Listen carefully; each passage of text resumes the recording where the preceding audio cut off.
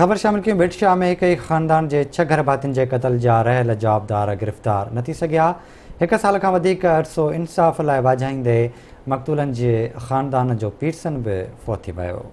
वारसन तरफ़ां क़ब्रिस्तान ॿाहिरां पीरसन जो लाश रखी एहतजाज कयो वियो। उन मौक़े ते एहतजाजी मुज़ाहिरे जी अॻवानी कंदड़ अमीर बख़्श रिन चयो त ख़ानदान जे हिक ई घर जे 6 ॼणनि खे गोलियूं हणी क़त्ल कयो वियो हो, जॾहिं त शकीला रिंद गोली लॻण करे ज़ख़्मी थी पई हुई। मक़तूलनि जे क़ातिलनि मां रफ़ीक बिरोही ऐं गुल डेरो गिरफ़्तार आहिनि ऐं मिठू कंडाणी ज़मानत ते आज़ादु आहे। उन चयो आहे त फ़िदा बिरोही, लतीफ़ बिरोही, बिलावल जतोई, अब्बास जतोई ऐं आबिद जतोई हिन वक़्त ताईं पुलिस जी पकड़ में न अची सघिया आहिनि। मुज़ाहिरे में शरीक मक़तूलनि जे वारसनि सिंध जे वॾे वज़ीर सैयद मुराद अली शाह, IG सिंध ऐं SSP मटियारी खां मुतालबो कयो आहे त क़त्ल केस जा घुरिबल समूरा जवाबदार गिरफ़्तार कया वञनि।